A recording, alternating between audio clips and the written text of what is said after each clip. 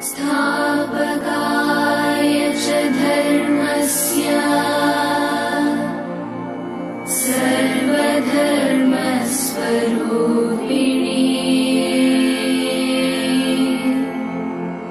अवतार वरिष्ठाय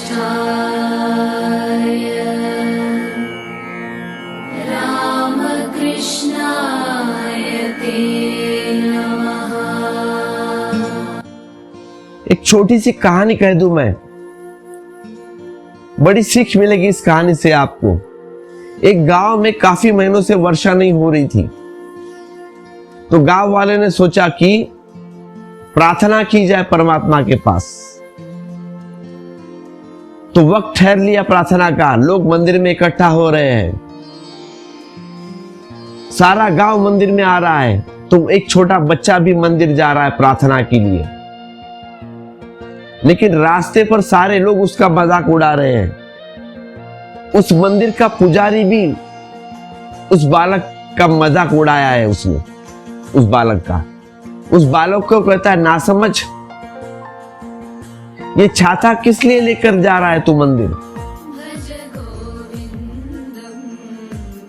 बहुत महीनों से इस गांव में वर्षा नहीं हुई है और तू छाता लेके आ रहा है। वर्षा नहीं हो रही इसलिए हम प्रार्थना कर रहे हैं। तो बच्चे ने बोला, इसीलिए तो मैं भी प्रार्थना करने आ रहा हूं, और प्रार्थना करने के बाद अगर वर्षा हुई तो छाता चाहिए, इसलिए मैं ले आया हूं भाई। उस मंदिर के सामने बहुत भीड़ इकट्ठा हुई थी, हजारों लोग इकट्ठा हुए थे, लेकिन किसी भी छाता नहीं लाया था। बस उस भीड़ में एक बच्चा था जिसने छाता लाया है। उस बच्चे ने कहा कि मैं इसलिए छाता ले आया कि जब हम प्रार्थना करेंगे तो वर्षा जरूर होगी, तो लौटते वक्त छाते की जरूरत पड़ेगी, इसलिए मैंने लाया है। तो लोग हंसने लगे। उन्होंने कहा, तू पागल हो गया है?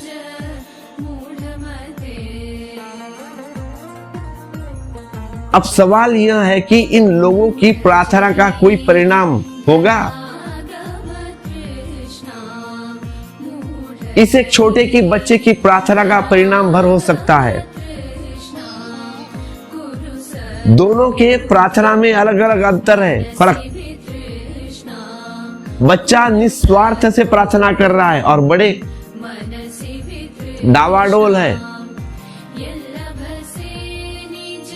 इस बच्चे का भरोसा है घन भरोसा परमात्मा के ऊपर,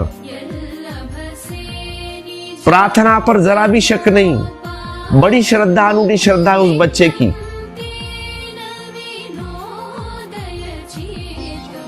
और इन बड़ों को संदेह है, लेकिन उस बच्चे को थोड़ा भी संदेह नहीं अपनी प्रार्थना पर।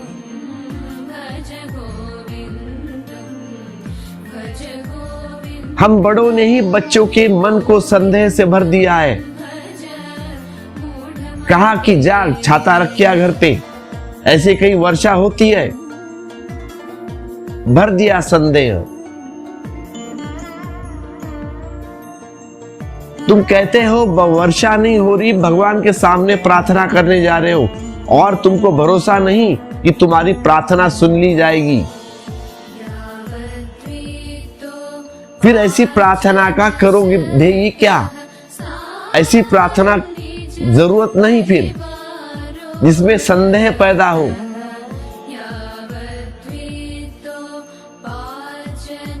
उससे तो बेहतर नास्तिक होना बेहतर। नास्तिक तो ईमानदार होता है ना, तो आस्तिक का क्या मूल्य? अगर बेईमानी है तो, संदेह है तो, तुम कहते हो मुझे परमात्मा पर भरोसा भी है, लेकिन मैं प्रार्थना करूंगा तो वर्षा नहीं होगी। तुमने कितनी बार चाहे प्रार्थना की है, तुमने भरोसा किया परमात्मा के ऊपर या तुम्हारे ऊपर कि तुम्हारी प्रार्थना फलित होगी? फिर प्रार्थना पूरी नहीं हो पाती, तुम कहते हो हम तो पहले से ही जानते हैं कि प्रार्थना पूरी होने वाली नहीं। तो फिर प्रार्थना की तुमने, क्यों की? तुमने कितने बार द्वार पर मंदिर के दरवाजे खटखटाए हैं? एक बार तो हृदय पूर्वक खटखटाया है, मन से।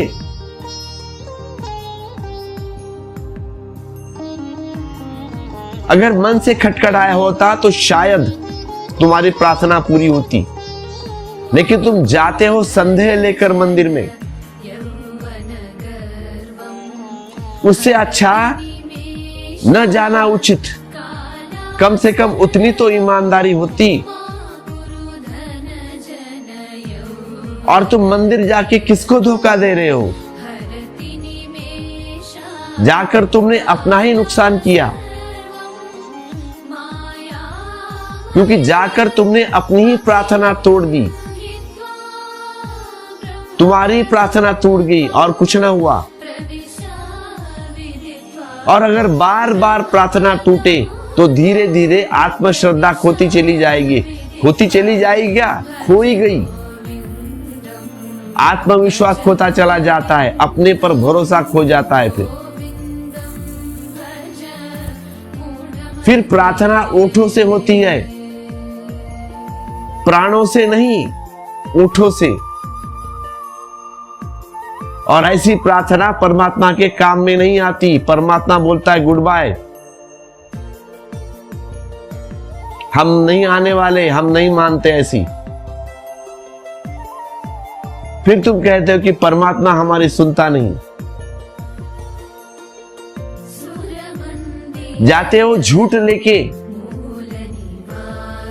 और दोष देते हो परमात्मा को। हृदय पूर्वक जाओ, फिर देखना वो परमात्मा क्या करता है। बच्चे जैसे जो सरल भाव से जाओ, बच्चे जैसा मन चित्त लेके, तब परमात्मा तुम्हारी प्रार्थना सुन लेगा। जीसस कहते हैं मेरे प्रभु के राज में वही आ सकता है जो बच्चों जैसा हो। उनका मतलब है बच्चे जैसा सरल चित्त, वह मेरे प्रभु के द्वार में प्रवेश कर सकेगा, वह मेरे प्रभु के मंदिर में प्रवेश कर सकेगा। बच्चे जैसा सरल चित्त।